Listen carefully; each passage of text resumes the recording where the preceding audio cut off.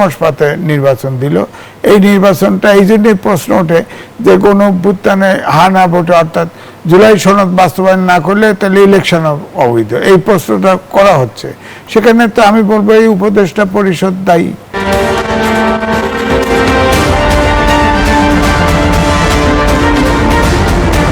বাংলাদেশের রাজনীতিতে নতুন এক শব্দ, নতুন এক রহস্য, ডিপ স্টেট। দৃশ্যমান রাজনীতির বাইরে কি সত্যি আছে অদৃশ্য কোনো শক্তি, যারা ঠিক করে দেয় ক্ষমতার খেলা? অন্তর্বর্তী সরকারের সাবেক উপদেষ্টা আসিফ মাহমুদ সজীব ভুঁইয়ার সাম্প্রতিক বক্তব্যে তোলপাড় সৃষ্টি হয়েছে রাজনৈতিক অঙ্গনে। অন্তর্বর্তীকালীন সরকারকে 2029 সাল পর্যন্ত ক্ষমতায় থাকার প্রস্তাব কারা দিল, কি ছিল সেই শর্ত, তা নিয়ে চলছে বিচার বিশ্লেষণ। এদিকে গণভোটের রায় নিয়ে তৈরি হয়েছে চরম মতভেদ। বিরোধী দলের দাবি 70% মানুষের হ্যাঁ ভোটকে বিএনপি সাংবিধানিক দোহাই দিয়ে অস্বীকার করছে। সেই সঙ্গে জামায়াত ইসলামীর শীর্ষ নেতাদের কণ্ঠে শোনা যাচ্ছে কড়া হুঁশিয়ারি, জুলাই সনদ বাস্তবায়ন না হলে রাজপথে নামার ঘোষণা দিয়েছেন তারা। ঈদ পরবর্তী রাজনীতি নিয়ে আজ আলোচনা করব। দর্শক, আমি ফারনাজ জয়ী, সবাইকে আমন্ত্রণ জানিয়ে শুরু করছি নিউজ 24 এর নিয়মিত আয়োজন জনতন্ত্র গণতন্ত্র। নিবেদন করছে আড়াই সিল স্টিল। আজকের আলোচনা এগিয়ে নিতে স্টুডিওতে আছেন দুজন সম্মানিত অতিথি। চলুন একে একে পরিচিত হই। আছেন মাহমুদুর রহমান মান্না, সভাপতি নাগরিক ঐক্য। সেই সঙ্গে আরো আছেন এম এ আজিজ, সিনিয়র সাংবাদিক। দুজনকে আমন্ত্রণ জানাচ্ছি আজকের আলোচনায়। যেমনটি বলছিলাম, বাংলাদেশের রাজনীতিতে এক নতুন শব্দ রহস্যের তৈরি করেছে, সেটি হচ্ছে ডিপ স্টেট। আমরা বেশ কয়েকদিন ধরেই দেখছি ডিপ স্টেট নিয়ে নানামুখী আলোচনা চলছে। দুজনের কাছে অভিন্ন প্রশ্ন রাখতে চাই যে বাংলাদেশের প্রেক্ষাপটে আসলে ডিপ স্টেট বলতে কাদের বোঝানো হয়েছে? আসলেই কি পর্দার অন্তরালে এমন কোনো শক্তি রয়েছে যারা রাজনীতির নিয়ন্ত্রক? মাহমুদুর রহমান মান্না। ডিপ স্টেটটা আপনাদের কাছে এত নতুন মনে হলো কারণ তা আমি বুঝলাম না। পুরনো শব্দ তো এটা। Deep state is a deep state which is deep within the state, very simple. ধরেন আমেরিকাতে ডিপ স্টেট আছে, সোভিয়েত ইউনিয়নে আছে। যতদিন পর্যন্ত সোভিয়েত ইউনিয়ন ছিল ততদিন পর্যন্ত তারা স্বীকার করেনি, কিন্তু সেখানে কেজিবির দুর্দণ্ড প্রতাপ ছিল। ইউরোপের যে সমস্ত গণতান্ত্রিক দেশ আছে সেই সমস্ত দেশে ডিপ স্টেট বলা হয়। কারণ হচ্ছে কি, যা দৃশ্যমান বাইরে থেকে দেখা যায়, রাষ্ট্র যেরকম করে চলে, যে নীতিতে চলে, কর্মপদ্ধতি গ্রহণ করে, মনে হয় যে তারও পেছনে কোনো সুতা আছে, কলকাঠি ডালানো হচ্ছে, সুতার টানে চলছে, এবং তখন ডিপ স্টেটের ধারণাটা আসে। মানে বহু সময় এরকম হয়েছে যে ধরেন একটা বড় একটা রেজিম চেঞ্জ হয়ে গেছে, সেটা হয়তো ধরেন আমেরিকার নয়, কিন্তু আমেরিকায় কোনো একটা দেশে যেরকম করে প্রভাব বিস্তার করতে চেয়েছে সেই জায়গাতে করা হয়েছে, তখন বলা হয়েছে ডিপ স্টেট করেছে। এরকম লেখা আমরা অনেক পড়েছি, বইয়ের মধ্যে দেখেছি যে কোনো একটা রাষ্ট্র অন্য একটা রাষ্ট্রের অভ্যন্তরে যেরকম করে সরাসরি হস্তক্ষেপ করে শাসন বদলাবার চেষ্টা করছে, এইটা is not approved by the parliament or the government, কিন্তু পারমিশন দেওয়া হয়ে গেছে। এরকম বহু হয়। ডিপ স্টেট আন্তর্জাতিক শক্তি? না না, এরকম নয়। ডিপ স্টেট একই জায়গায় এক রকম। ধরেন যখন আমেরিকাতে কোনো ডিপ স্টেটের কথা বলবেন, তখন সেখানে পেন্টাগন বা আপনার সিআইএ মিলিতভাবে করে, বা যেহেতু বড় শক্তি পেন্টাগন তারা করে, ওখানে বাইরের কোনো শক্তি হস্তক্ষেপ করতে পারে না। বলা হয় এই ভোটের মধ্যে, যেমন ট্রাম্পের ভোটের সময় কথা হয়েছিল যে কেজিবি বিশেষ ভূমিকা পালন করেছে, কিন্তু ওরকম নয়। ওখানে সিআইএ নিজেই এত পাওয়ারফুল, পেন্টাগন এত বেশি ক্ষমতাশালী যে ওদের মধ্যে আবার অন্য বিদেশি শক্তির নাক গলাবার সুযোগ থাকে না। আমেরিকার রাজনীতি পরিচালনা করবার জন্য, অথবা আমেরিকা সমগ্র বিশ্বে যেরকম করে তার রাজনীতিকে পরিচালিত করে, সেটা ওই ডিপ স্টেট করে। এখন ডিপ স্টেট কিন্তু কোনো লিগালি ডিফাইন্ড বিষয় নয়, কিন্তু এটা একটা এক ধরনের অ্যাকসেপ্টেবল। আমরা যেরকম আমাদের দেশে বলি না kitchen cabinet, kitchen cabinet is a sort of deep state. তো এইখানেই এরকম যে যারা ওই রকম ইয়ের সাথে যুক্ত আছেন, তারা তাদের মতো আলোচনা করে সিদ্ধান্ত করে, সেই সিদ্ধান্ত কার্যকর হয়। দেশের সর্বোচ্চ ক্ষমতাধর ব্যক্তি নিজে তার মধ্যে ইনভলভ থাকেন, অথবা তার উপরে প্রভাব বিস্তার করেই ডিপ স্টেটটা কাজ করতে থাকে। এবং তখন এটাকে ধরে নেওয়া হয় এইভাবেই এটা চলছে, কিন্তু আইনগত কোনো ভিত্তির কথা আপনি বলতে পারবেন না। একইভাবে আমি বলি যে ধরেন চীনের মধ্যে কোনো ডিপ স্টেট, আমেরিকার কোনো ইনফ্লুয়েন্স চলছে কি, কেউ বলেনি এই কথা আজ পর্যন্ত। রাশিয়ার মধ্যে কি চলেছে, যখন গর্বাচেভের আমলে গ্লাসনস্ট পেরেস্ট্রয়কা হলো, পুরো রাশিয়া ধ্বংস হয়ে গেল, বিভিন্নভাবে তার আগের চরিত্রটা বদলে গেল, তখন বলা হলো যে এখানে সিআইএ এর কারসাজি আছে, ভেতরে ভেতরে তারা এই কাজটা করছে। প্রমাণিত নয়, কারণ রাশিয়ার পার্টির নিজের মধ্যেই এই দ্বন্দ্ব দেখা দিয়েছিল, তারা সেই সম্পর্কে প্রস্তাব দিয়েছিল, সে অনুযায়ী তারা কাজ করেছিল। গ্লাসনস্ট পেরেস্ট্রয়কা করতে গিয়ে পুরো জিনিসটা কমপ্লিট হয়ে গেছে। তারপরে তো পুরো পূর্ব ইউরোপ জুড়ে যেটা হয়েছে।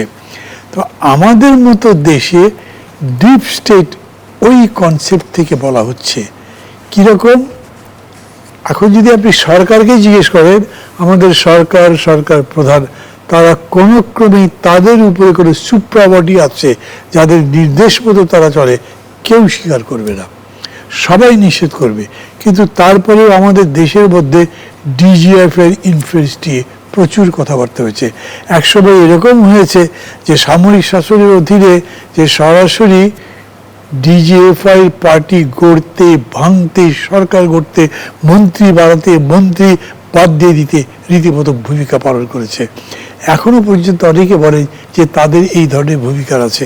আপনি নিজে হয়তো জানেন, যেহেতু আপনি একটা টক শো করেন, এবং টক শো খুব ইম্পর্টেন্ট এখন বাংলাদেশের রাজনীতিতে। এই টক শো মানুষের মন বদলে দেয়, চিন্তা বদলে দেয়। এই টক শোকেও যেন বদলে দেওয়া যায়, সেই জন্য একটা ডিপ স্টেটের কাজ আছে। হয়তো দেখেন যে আমি বক্তৃতা কী বলে আলোচনা করছি, আমাকে কোনোদিন ফোন করে কেউ একজন বলছে একটু কথা বলবো, একবার পারলে একটু অফিসে আসেন না কেন, অথবা আরেকজনকে একটা দাওয়াত দিল যে আপনি এই কথাগুলো বললেন, এরকম বলা কি ঠিক। মানে আপনি বুঝতে পারছেন এই কথা খুব ভদ্রভাবে বলা হচ্ছে, কিন্তু this is a command on you, dictation on you, যে আপনি এই কথার বাইরে না যান।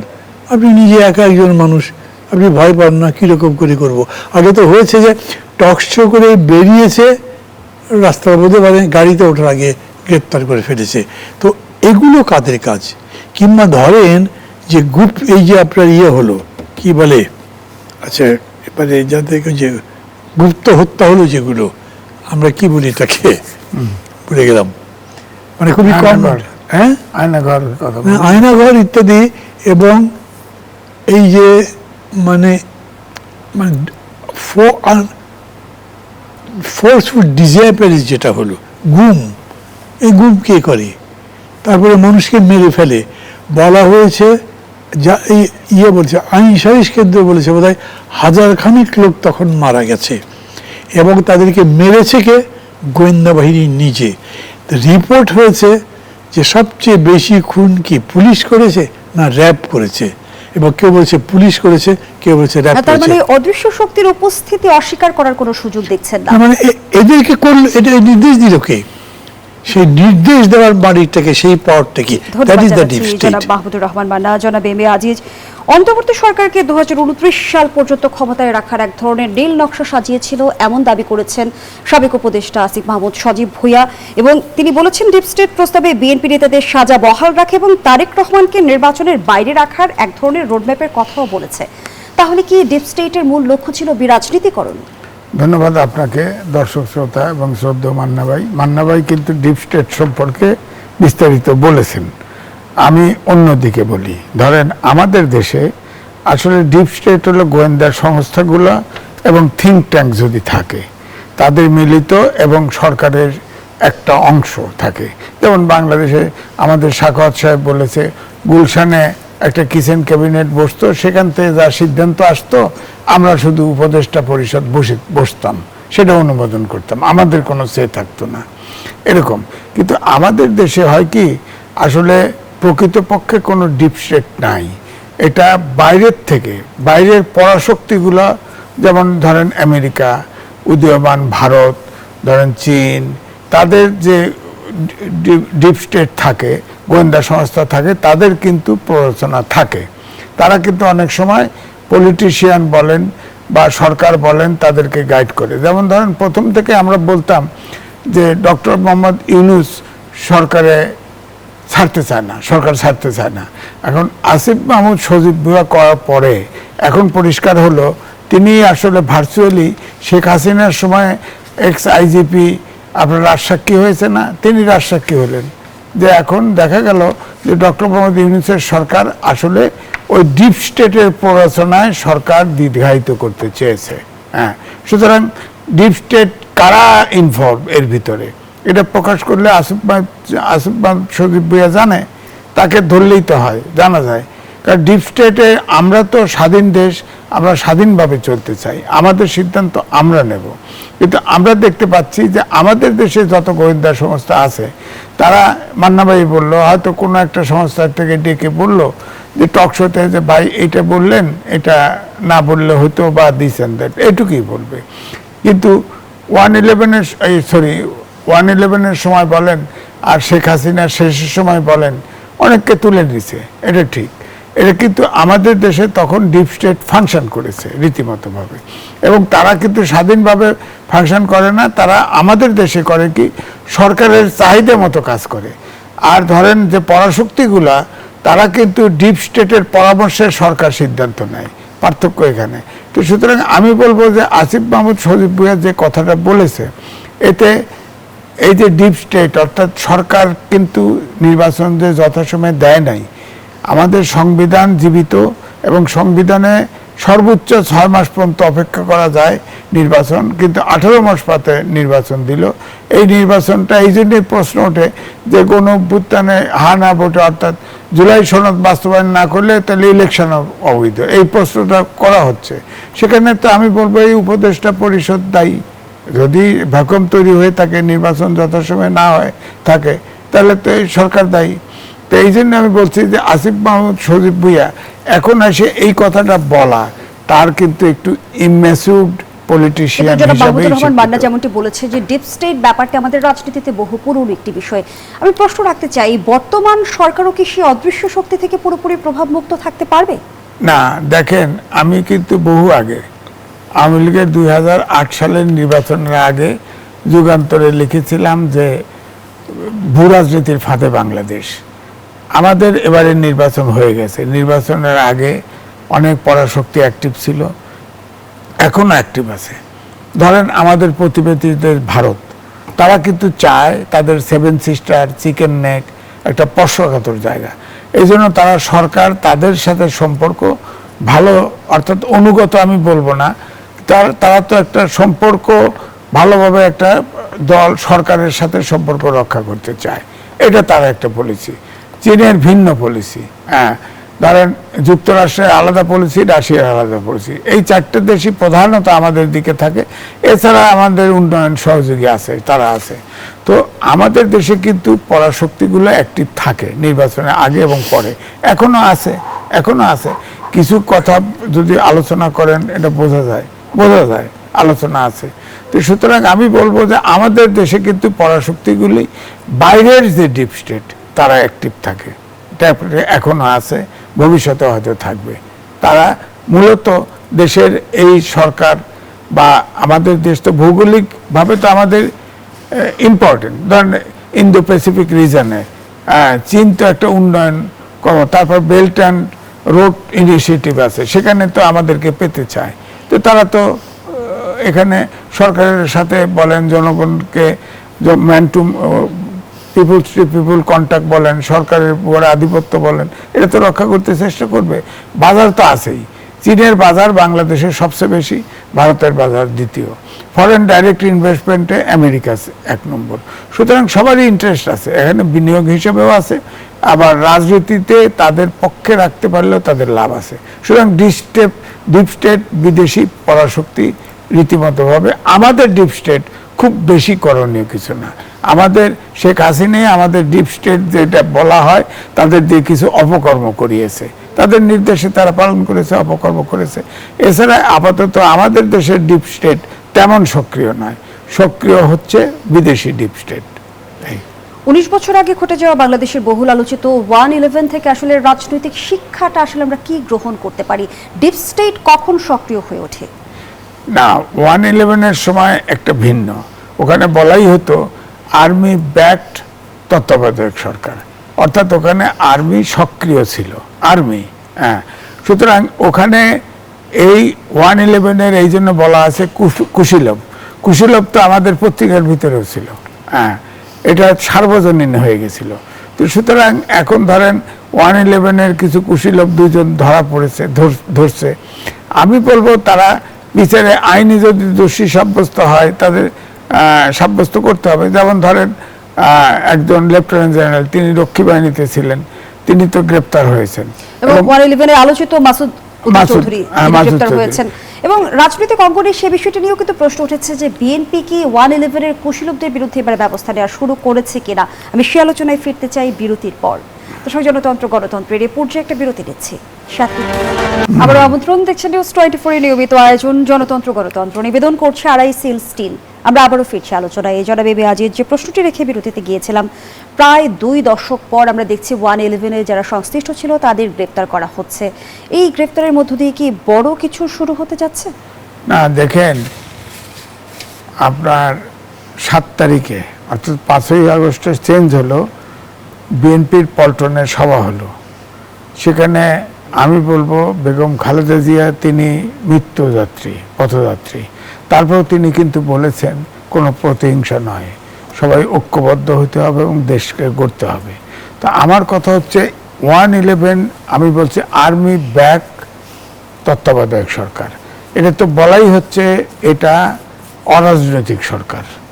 তো ওখানে যে কুশীলব আছে সবার তো বিচার হওয়া উচিত। আমি যদি গণতন্ত্র বিশ্বাস করি, এরকম অবস্থা আরেকটা ঘটুক, ওরকম সরকার আরেকটা আসুক, সেটা তো আমরা চাইব না। ধরেন আপনার এই প্রশ্নটা আসে যে এখন প্রধানমন্ত্রী তারেক রহমান সে তাহলে প্রতিশোধ নিচ্ছে কিনা। কারণ হচ্ছে তার ভিডিওটা আছে, যেভাবে নির্যাতন করা হয়েছে, যে কোনো মানুষ, রক্ত মাংসের মানুষ স্বাভাবিকভাবে সে ধারণা করতে পারে। কিন্তু আমার বক্তব্য হচ্ছে যে এখানে নির্মোহভাবে যারা অপরাধ করেছে, অন্তর্বর্তীকালীন ওই সময়ে যে 111-এর সরকারকে কুশীলব হিসেবে কাজ করেছে, দেশকে -2 ফর্মুলাতে নিয়ে যাওয়ার চেষ্টা করেছে, তাদের বিচার হওয়া উচিত। এখন যদি আপনাদের ম্যান পাওয়ার কেস দিয়ে দেন তাহলে তো সে ফসকাও যেতে পারে, অর্থাৎ তার বড় শাস্তি হবে না। আমি তো জানতে চাই যে, আমি বলতে চাই আমাদের সংবিধানও আছে, আপনার দেশের গণতন্ত্রের বিরুদ্ধে কথা বলতে পারবেন না। আমরা তো গণতান্ত্রিক সরকার। আপনার গণতন্ত্রের বিরুদ্ধে যে 111 সময় যত কুশীলব আছে সবার বিচার হওয়া উচিত। আমি যদি গণতন্ত্র চাই, আমি এটাই মনে করি। সুতরাং মাসুদউদ্দিন যে অপরাধ করেছে, সেই অপরাধ আপনার চিন্তা করেন যে সব অপকর্মের সাথে ছিল। সে রক্ষী বাহিনীতে ছিল, সে রক্ষী বাহিনী তো জাহাঙ্গীরনগর ইউনিভার্সিটির পাশের জায়গা, সেখান থেকে সে লেফটেন্যান্ট জেনারেল হয়েছে, সে অস্ট্রেলিয়ার রাষ্ট্রদূত হয়েছে, সে জাতীয় পার্টির এমপি হয়েছে। তো সবসময় তাকে প্রোটেকশন দেওয়া হয়েছে। 111 চৌধুরীর বিরুদ্ধে আমরা দেখলাম মানব পাচারের মামলা হলো। 111-এর অভিযোগগুলো কি ইচ্ছাকৃতভাবে এড়িয়ে যাওয়া হলো? না, ইচ্ছাকৃতভাবে গেছে কিনা জানি না, হয়তো সে কেসও আসতে পারে, কারণ অনেক অনাচার তো করেছে, এতে কোনো সন্দেহ নাই। সে তো পাওয়ারফুল, মাসুদউদ্দিন চৌধুরী তো খুব পাওয়ারফুল লোক ছিল। আপনি দেখেন তার বেগম খালেদা জিয়ার ভাইয়ের সে ক্লাসমেট ছিল, বন্ধু ছিল, সেই সুবাদে সে কিন্তু আপনার 9 ডিভিশনের জিওসিও হয়েছে এবং সব তার উপরেই। এবং সে এই যে আপনার ওয়ালিমের মইনুল আহমেদ, সেও কিন্তু তাকে ধরে আর্মি চিফ হয়েছে। তো এখন তাদের তো অপকর্ম করার জন্য নাই, কিন্তু অপকর্ম তো হয়েছে, তার বিচার হোক, নির্ভয়ভাবে বিচার হোক। ধন্যবাদ জানাচ্ছি জনাব এম এ আজিজ। জনাব মাহমুদুর রহমান মান্না, এই যে আমরা দেখছি 111-এর কুশীলব হিসেবে যারা পরিচিত তারা এখন পর্দার অন্তরাল থেকে সামনের সারিতে আসছে, গ্রেপ্তার হচ্ছে, এর মধ্য দিয়ে কি 111-এর পূর্ণ সত্য সাধারণ মানুষ জানতে পারবে, নাকি সেটি চিরকাল রহস্যে ঘেরা অন্ধকারই থেকে যাবে? 111-এ কুশীলবরা আসছে এরকম করে কি বলা যাবে? দুজনকে দেখলেন, দুজনের মধ্যে মামুন খালেদ, উনি তখন এজেন্সির চিফ ছিলেন। সেই সময় এই ঘটনার সাথে তাদের বেশ প্রভাব ছিল এমনটিও শোনা যায়। না, তার প্রভাব তো নিশ্চয়ই ছিল, ডিজিএফআই চিফের নিশ্চয়ই প্রভাব ছিল। ওই যে একটু আগে আমরা সব ডিপ স্টেট আলাপ করলাম, তখন তো ডিপ স্টেট এরাই, হ্যাঁ, সেই হিসেবে তারা নিশ্চয়ই পাওয়ারফুল ছিল। কিন্তু সবারই আপনার একটা কথা ভাবতে হবে, 111-টা কি ছিল? 111 কোন প্রেক্ষিতে আসছে এবং 111-এর টার্গেট কি ছিল। যেরকম করে আজিজ ভাই বললেন না, এই কথাটা খুব ইম্পর্টেন্ট, মানে উনি বললেন বলে আমি কথাটা ধরছি। মানে ওই যে তার রিমান্ড যখন চাওয়া হলো, তখন উকিল বললেন, সরকার পক্ষের উকিল বললেন, তিনি কিরকম করে বর্তমান প্রধানমন্ত্রীর উপরে নির্যাতন করেছেন। রিমান্ড কি ওই জন্য দেওয়া হলো? রিমান্ডটা কেন? মামলা যেটা দিয়েছেন তার সাথে তো 111 কোনো সম্পর্ক নেই। আপনি প্রশ্নটা করেছেন, 111 টাচ করে কোনো কিছুই লেখা হয়নি, এগুলো পত্রিকা স্পেকুলেট করছে, যেহেতু সেই সময় উনি এরকম ছিলেন।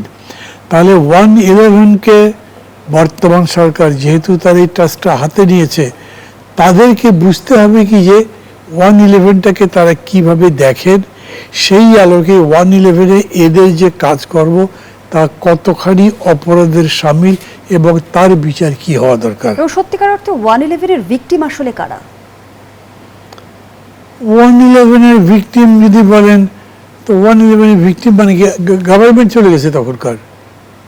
নতুন যে গভর্নমেন্ট আসছে সেই গভর্নমেন্টের আপনার শপথে তো প্রায় সবাই গেছিল। তাহলে এই যে -2 এর ফর্মুলার কথা যে আমরা বারবার শুনেছি, সেটা কি গুজব নাকি পরিকল্পিত কোনো চক্রান্তের অংশ?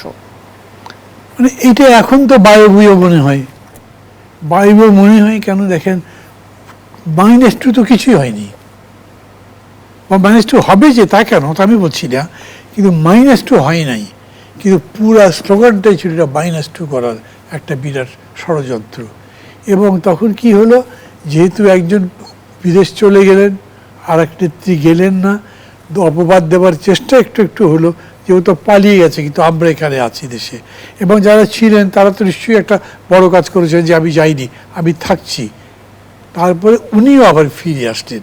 তার মানে পুরা ষড়যন্ত্র যদি কিছু থেকে থাকে সেটা একেবারে সম্পূর্ণ বানচাল হচ্ছে। কিন্তু এইটা আমাকে বলেন যে যে পরিস্থিতিটা তৈরি হয়েছিল তাতে 111-এর বিকল্প কি ছিল?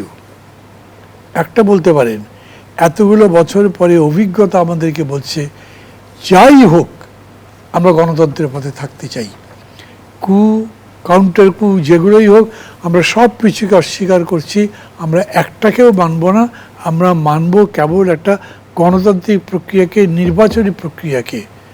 তখন কিন্তু সেই কথা বলা হয়নি। তখন আপনি মনে করে দেখেন কীরকম করে ওই বায়তুল মোকাররমে পিটিয়ে মানুষ হত্যা করা হয়েছে। বিভিন্ন সারা বিশ্বের মিডিয়াগুলো যেন সাপের মতো পিটিয়ে পিটিয়ে মানুষ হত্যা করা হয়েছে। তো সেই পরিস্থিতিতে আপনি কী করবেন? একটা ইন্টারভেনশন ছাড়া কি হতো? কিন্তু সেই ইন্টারভেনশনটা আবার কেন হলো? সেই ইন্টারভেনশন কি গণতন্ত্রের জন্য হয়েছে? তা আবার দেখা গেল না। ফলে পুরা বিষয়টা নিয়ে যে একটা অস্পষ্টতা, যে ধোঁয়াশা থাকলো। আপনি যে প্রশ্নটা করেছেন, কোনো জিনিসই কি জানা যাবে না? আপনি জানবেন কীরকম? এটা জানাতে হবে তো, এবং জানাবে কে? যারা দায়িত্বে আছে, যারা সত্যটা ওখান থেকে উদ্ঘাটন করতে পারে, তারা বলবে এই এই এই এই হয়েছিল, প্রমাণ করে দেখাবে, এই কারণে এই এই লোকগুলো এইভাবে দায়ী, তাদের বিচার হবে, সেই বিচার হবে। কিন্তু এখন আপনি মানে একটা আদম পাচারের মামলা দিয়ে আপনি 111-এর সাথে যুক্ত করে দেবেন কেন? এবং আর একটা কথা আমি নিশ্চয়ই বলবো যে যদি মানে বর্তমান প্রধানমন্ত্রীকে যে অত্যাচার করা হয়েছিল, ডাইরেক্টলি বলেন এই লোকটাই অত্যাচার করেছিল, সেই জন্য তাকে গ্রেপ্তার করেছে, সেই কথা তো বললেন না। আপনি রিমান্ডের সময় ওই কারণ দেখাবেন। জনাব মাহমুদুর রহমান মান্না, নিশ্চয়ই আপনি আসিফ মাহমুদ সজীব ভুঁইয়ার বক্তব্য আপনার মনে আছে, আপনি পড়েছেন। তিনিও কিন্তু বলেছিলেন যে ডিপ স্টেট শর্ত দিয়েছে যে বিএনপি নেতাদের সাজা বহাল রাখা কিংবা তারেক রহমানকে নির্বাচন প্রক্রিয়ার বাইরে রাখা। তাহলে কি ডিপ স্টেট কিংবা 111-এর কুশীলবরা আসলে বিচার বিভাগকেও নিয়ন্ত্রণ করতে পারে বা প্রভাব খাটাতে পারে? সে আলোচনায় ফিরতে চাই বিরতির পর। দর্শক, জনতন্ত্র গণতন্ত্রের এই পর্যায়ে আবারও বিরতি নিচ্ছি, সাথে আবারও আমন্ত্রণ। দেখছেন জনতন্ত্র গণতন্ত্র, নিবেদন করছে RICL স্টিল। আমরা আবারও ফিরছি আলোচনায়। জনাব মাহমুদুর রহমান মান্না, যে আলোচনায় আমরা ছিলাম, রিমান্ডে চাঞ্চল্যকর তথ্য দিয়েছেন মাসুদ উদ্দিন চৌধুরী। তিনি বলেছেন যে পর্দারে আড়ালে থেকে তখন তারাই সরকার নিয়ন্ত্রণ করতেন এবং তার ভাষ্যমতে কারাগারে দুই নেত্রীর সাথে তখন দফায় দফায় আলোচনা হয়েছে এবং খালেদা জিয়ার শর্তে রাজি হননি, শেখ হাসিনা শর্তে রাজি হয়েছিল এবং তখন তাকে ক্ষমতায় বসানো হয়েছিল। বিনিময়ে কর্মকর্তাদের ভবিষ্যৎ নিশ্চিত করার সমঝোতা হয়েছিল। পুরো বিষয়টি নিয়ে যদি আপনার পর্যবেক্ষণ জানতে চাই। এটা কেমনি বলবো বলেন তো, আমি জানি না, আমি তো দেখি যাই। কিন্তু মানে এইটা যদি আমাকে বলেন যে উনি যে বলেছেন কতখানি সত্যি, তার বেশিরভাগ বিশ্বাস করতে ইচ্ছা করে। কেন? উনি সবচাইতে পাওয়ারফুল লোক ছিলেন তখন, সবচাইতে পাওয়ারফুল। সম্ভবত সাইদ ইস্কন্দারের উনি মানে বোন জামাই বা তার বোন জামাই এরকমভাবে ভাইরাটারা, এবং ওই পরিবারের সাথে ক্লোজ ছিলেন খুবই। এবং সেটা হয়েই তিনি তারপরেও আবার তার ভাগিনার উপরেও অত্যাচার করেছেন, এটাও শোনা গেছে। এবং অতঃপর উনি জেলখানায় ঘন ঘন দেখা করতে চাইলে এতে কোনো ব্যাপারই ছিল না, এটা করাও সম্ভব ছিল। এইটা উনি এখন বানিয়ে বলবার উদ্দেশ্য তো কিছু থাকতে পারে বলে আমার মনে হয় না। নিশ্চয়ই বেগম জিয়া জীবিত নাই, উনি তো আর সাক্ষী দিতে আসবেন না, শেখ হাসিনাও দেশে নাই, সাক্ষী দিতে আসবেন না। কিন্তু ঘটনাটা হচ্ছে যে শেখ হাসিনা বিদেশ চলে গেছিলেন খালেদা জিয়া জানতে, এবং খালেদা জিয়াকে বিদেশ পাঠাবার ব্যাপারে যে তদবির ছিল, চেষ্টা ছিল, এটা সবাই জানে। এবং পত্রপত্রিকায় লেখাও ছিল যে বেগম জিয়া কিছুতেই এই অফার দিচ্ছেন না। এখন কে কে গেছে, কি বলেছে, সেগুলো পত্রিকায় আসে নাই বা নিউজে আসে নাই, কিন্তু এইটা এসছে যে ওনাকে এইভাবে চেষ্টা করা হচ্ছিল, এবং উনি খুব স্টেবলি অপোজ করেছেন।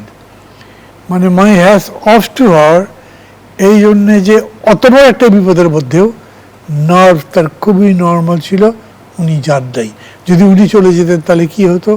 ভার্চুয়ালি একভাবে দেখেন যে দুটো পরিবারের পারিবারিক রাজনীতির বুনিয়াদ শেষ হয়ে যেত। কিন্তু উনি সেটা করতে দেননি। ভালো করেছেন না খারাপ করেছেন, যারা পরিবারতন্ত্র চায় না তারা বলতে পারে দূর কি করা যাবে, সে গেলেই বোধহয় ভালো ছিল।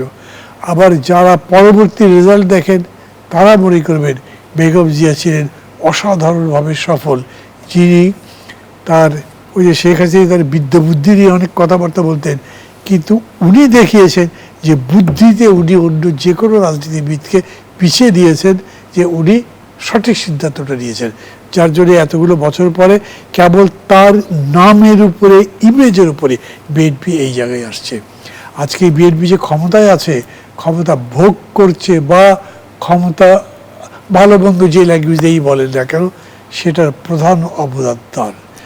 ধন্যবাদ জানাচ্ছি জনাব মাহমুদুর রহমান মান্না। জনাব এম এ আজিজ, বিগত সময়ে আমরা ক্ষমতা কুক্ষিগত করার রাজনীতি দেখেছি, একনায়কতন্ত্র দেখেছি, বিরোধী দল দমনের রাজনীতি দেখেছি, গণ অভ্যুত্থানের ভেতর দিয়ে গিয়েছি আমরা। 24-এর গণ অভ্যুত্থানের পরবর্তী সময়ে ত্রয়োদশ নির্বাচন হলো, এখনো আমরা দেখছি যে রাজনৈতিক অঙ্গনে বিশেষ করে সরকার এবং বিরোধী দলের মধ্যে মত পার্থক্য প্রকট আকার ধারণ করেছে। তাহলে আসলে রাজনৈতিক শিক্ষাটা আমরা কি নিচ্ছি? না দেখেন, গণতন্ত্রে তো একে অপরের প্রতি শ্রদ্ধাশীল, একজন আরেকজনের মতের উপরে শ্রদ্ধাশীল থাকবে। এখন হচ্ছে কি, সরকার এবং বিরোধী দল এখন যে তাদের মত রাজনীতির এতই পার্থক্য যে এখানে একমত হওয়া খুব কঠিন। যার ফলে আপনি ধরেন, যেমন বলা হয় না যে সংসদই সব কিছুর প্রাণকেন্দ্র হবে, সেটা হওয়া খুব কঠিন। এখন যেমন জুলাই সনদ নিয়ে টানাপোড়েন রাখছে, এটা তো সংবিধান জীবিত, তো এই সংবিধান প্রেসিডেন্টের আদেশে জারি করা হয়েছে, সুতরাং এটা তো অবৈধ। এখন এই জন্যেই এখন বিরোধী দল থেকে বলা হচ্ছে, 11 দল থেকে বলা হচ্ছে জুলাই সনদ এবং সংসদ সংস্কার পরিষদ একসাথে প্যাকেজ দিলে সব করতে হবে। সংসদ তো সবকিছু অনুমোদন, কিন্তু বিরোধী দল থেকে আরো একটু অভিযোগ করা হচ্ছে যে বিএনপি কোথাও কোথাও সংবিধান মানছেন, আবার কোথাও কোথাও মানছেন না, মানে তাদের সুবিধা মতো সংবিধান মানছেন। আসলে কি তাই? না, সংবিধান তারা তো অ্যাডজাস্ট করতে চাচ্ছে। যেমন ধরেন যে জুলাই সনদ যেটা আছে, সেখানে মান্নাবাই তো ছিল, যেখানে সংস্কার নোট অফ ডিসেন্ট দিয়েছে, বিএনপিও দিয়েছে, জামাতও দিয়েছে, এনসিপিও দিয়েছে।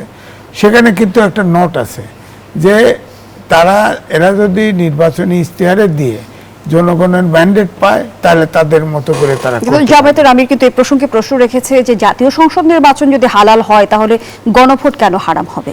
এটাও তো আইনজীবীরা বলতেছে যে যখন যেহেতু জুলাই সনদ এবং আরেকটা হচ্ছে সংসদের দুইটা ওত নিয়েছে, অটোমেটিক আরেকটা সিট বাতিল হয়ে গেছে, তো বিরোধী দলের ওই সিটগুলো বাতিল হয়ে গেছে, তো ওখানে তো আবার বাই ইলেকশন বা ইন্টারভিউ ইলেকশন হওয়া উচিত, এরকমও আছে। সুতরাং সব কিছুর ঊর্ধ্বে ব্যাপারটা হলো একটা অভ্যুত্থান ঘটেছে, এই অভ্যুত্থানে ফ্যাসিবাদের বিলোপ চেয়েছে, অর্থাৎ গণতন্ত্র, আইনের শাসন, সুশাসন আমরা চেয়েছি, মানবাধিকার চেয়েছি। যেসব জায়গায় আলোচনা করে একমত হওয়া যায় সেই সব জায়গায় একমত হওয়া উচিত।